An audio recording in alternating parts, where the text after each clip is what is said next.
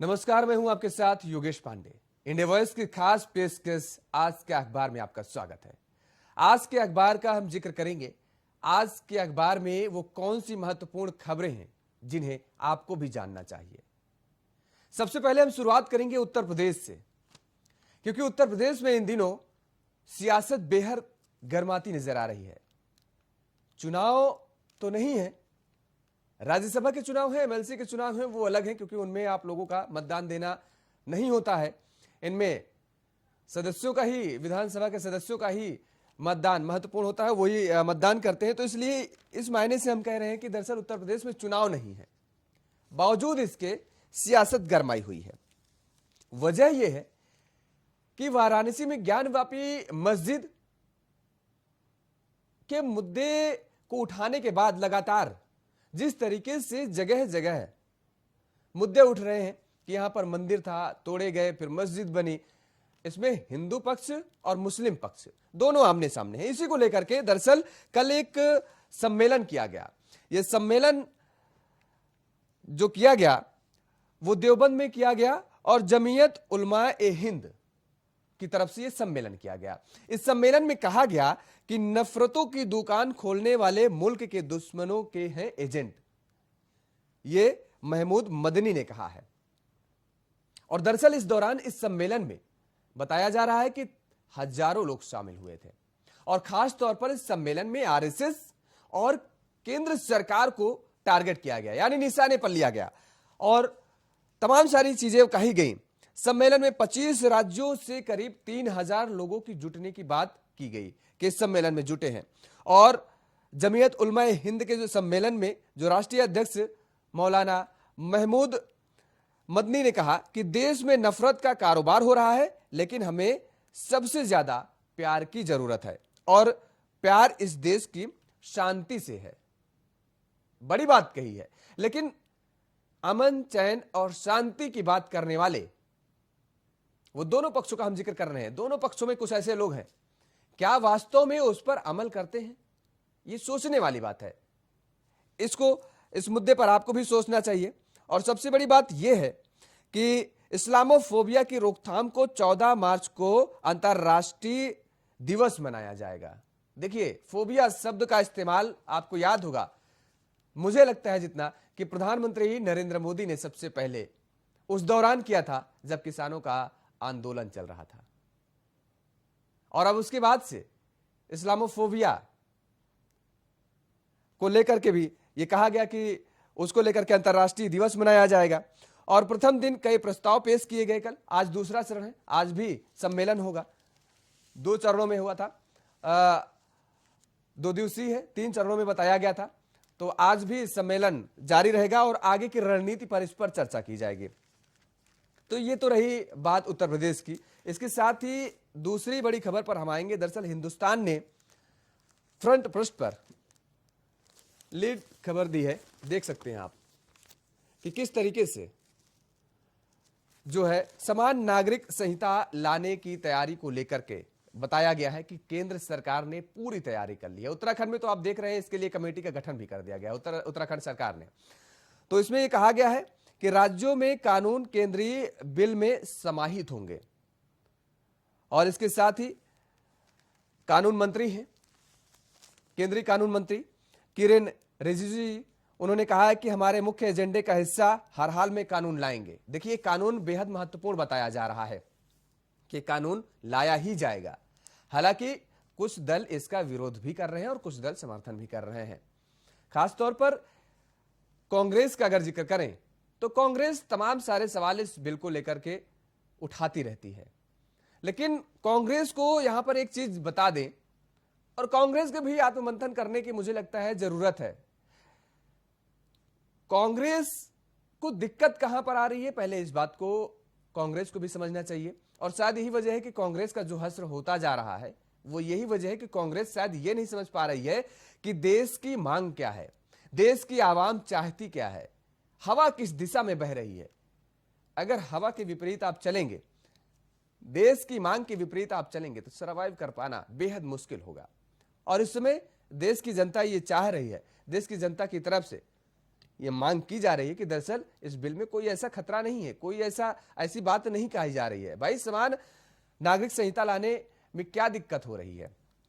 और सबसे बड़ी बात यह है कि आनंद भवन जो कि प्रयागराज में स्थित है, कांग्रेस को इस बात को समझना चाहिए कि इस बिल को लाने के लिए पंडित जवाहरलाल नेहरू की तरफ से भी ऐसा नहीं है कि पहल नहीं की गई है, पहले भी प्रयास किए जा चुके हैं और कई ऐसे कानून आए हैं। विवाद तो देखिए हर जगह होता है, विवाद कोई ऐसा कानून बता दीजिए जहां पर विवाद ना हुआ हो।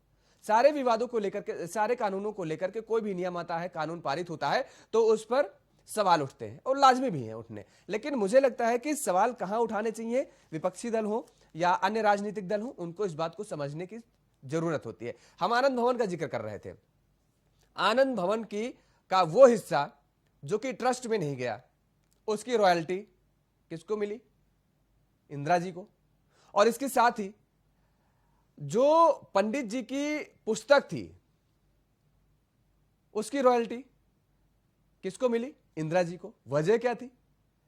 वजह यही तो थी जब बिल लाया गया था, भाई लड़का हो या लड़की समान अधिकार होना चाहिए।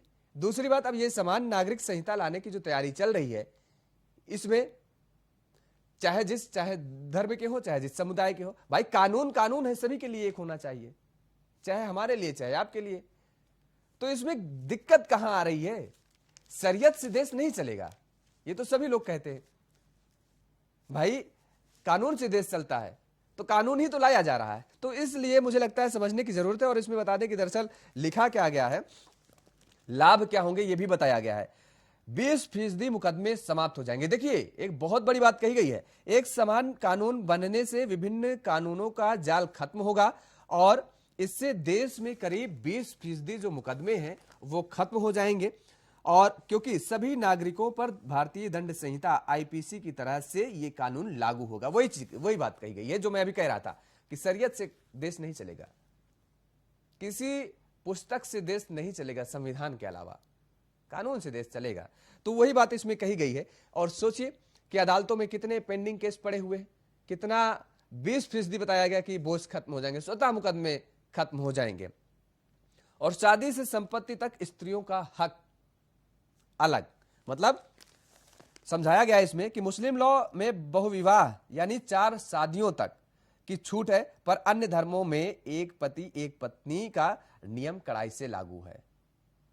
शायद यह वजह भी हो सकती है कि मुस्लिम पक्ष की तरफ से जिस तरीके से आवाज उठाई जा रही है, हालांकि कुछ लोग इसका मुस्लिम पक्ष में भी समर्थन कर रहे हैं कि ऐसा नहीं होना चाहिए। देखे होंगे आपने कि 3 तलाक को लेकर के महिलाएं कितना खुश नजर आ रही थी जब भारतीय जनता पार्टी इस बिल को पारित की थी। इसके साथ संतानहीन या नपुंसकता जैसे उचित कारण होने पर भी हिंदू ईसाई पारसी के लिए दूसरा विवाह दंडनीय अपराध है। मुस्लिम धर्म में शादी के लिए उम्र सीमा नहीं है, 9 वर्ष की कन्या से विवाह संभव, जबकि अन्य धर्म में यह 21 वर्ष। देखिए एक बड़ी बात कही गई है, उम्र की समय सीमा तय की गई है। मुस्लिम धर्म में ऐसा नहीं है। उम्र की समय, जब अंग्रेजों ने देश पर हुकूमत कर रखा था और जब देश को छोड़ करके जाने वाले थे, उससे पहले एक नियम, पहले तो देखिए जब अंग्रेजों की हुकूमत थी उस दौरान कोई बाध्यता नहीं थी हमारे देश में कि शादी कितने वर्ष की बालिकाओं के साथ करना है, किसी के साथ कोई भी कर सकता था। तो उस दौरान अंग्रेजों ने एक अच्छा पहल उन्होंने सोचा था, अच्छी पहल थी उनकी। उन्होंने कहा कि एक तय की जाए समय सीमा, लेकिन विरोध उस समय भी हुआ। और किसने किया? हमारे पूर्वजों ने किया। हालांकि वो गलत, देखिए हमने पहले भी इस बात को कहा है कि गलत गलत होता है, वो चाहे हमारे पूर्वज हो या आपके पूर्वज हो। गलत किया गया, उस दौरान रोका गया कि ये गलत हो जाएगी बात, लेकिन उसके खामियाजा क्या रहा? बाद में लाया गया वही बिल। तो ये चीजें हैं, तो वो बात इसमें बताई गई है। और चौथी बात इसमें जो सबसे बताई गई है, संपत्ति के कानून मुसलमानों में पुरुष के हक में झुके हैं, जबकि हिंदुओं में स्त्री के बराबर हक। मुसलमानों में वसीयत भी 1/3 संभव, वह भी मौखिक तलाक के बाद सीमित समय तक ही गुजारा भत्ता दिया जाएगा। तो ये तमाम सारी सुविधाएं मिलेंगी। देखिए, और शायद यही वजह है कि कुछ लोग नहीं चाहते हैं कि ये सारी सुविधाएं मिलें। और अगली बड़ी खबर का दरअसल अब रुख करेंगे। अमर उजाला ने लिखा है 8 साल में ऐसा कुछ नहीं किया जिससे लोगों को सिर झुकाना पड़े। प्रधानमंत्री नरेंद्र मोदी ने यह बात कही है। 8 साल उनके कार्यकाल को पूरे हो गए हैं और उसके बाद उन्होंने उपलब्धियां बताई हैं। 8 साल पूरे होने के बाद, हालांकि आज वो मन की बात भी करेंगे और पहला एपिसोड होगा उनका 8 साल के कार्यकाल के पूरे होने के बाद। तो फिलहाल इसका हम जिक्र करेंगे। राजकोट दौरे पर थे प्रधानमंत्री नरेंद्र मोदी गुजरात में, और उन्होंने कहा है कि देश की सेवा में कोई कसर उन्होंने नहीं छोड़ी। अक्सर आप खबरों में देखते होंगे, सुर्खियों में आते रहते हैं प्रधानमंत्री नरेंद्र मोदी, और सोशल मीडिया पर भी यह बताया जाता है कि वो कितना काम करते हैं, वो कितना आराम करते हैं और कितना काम करते हैं। इस बात को लेकर के अक्सर सोशल मीडिया पर बहस भी छिड़ जाती है। तो उसी चीज को यहां बताया गया है। भेदभाव को खत्म करने की सबसे बड़ी बात प्रधानमंत्री नरेंद्र मोदी ने कही है। उन्होंने कहा है कि सरकार का लक्ष्य है योजनाओं को लाभ अंतिम व्यक्ति तक पहुंचे, यानी हर योजना का लाभ अंतिम पायदान पर खड़े व्यक्ति तक पहुंचे। भारतीय जनता पार्टी अक्सर इस बात को कहती भी है, वो चाहे चुनाव के दरमियान हो या चुनाव से इतर हो। वही बात प्रधानमंत्री नरेंद्र मोदी ने कल गुजरात में भी कही है कि हमारा यह प्रयास है कि अंतिम व्यक्ति तक सरकारी योजनाओं का लाभ पहुंचे, और जब हर नागरिक तक सुविधाएं पहुंचाने का लक्ष्य हो तो भेदभाव भी खत्म होगा, भ्रष्टाचार की गुंजाइश भी नहीं है, ना भाई भतीजावाद रहता है, ना जात पात का भेद रहता है। तो इन तमाम सारी बातों का जिक्र प्रधानमंत्री नरेंद्र मोदी ने अपने गुजरात दौरे के दौरान कहा है। और अक्सर भाई भतीजावाद और जात पात को लेकर के भारतीय जनता पार्टी आक्रामक भी रहती है, और खासतौर पर भारतीय जनता पार्टी इस बात का दावा अक्सर करती है कि पंक्ति की कतार में खड़े हुए अंतिम व्यक्ति तक सरकारी योजनाओं का लाभ पहुंचाना है। और वही बात प्रधानमंत्री नरेंद्र मोदी ने कल एक बार फिर से दोहराई है।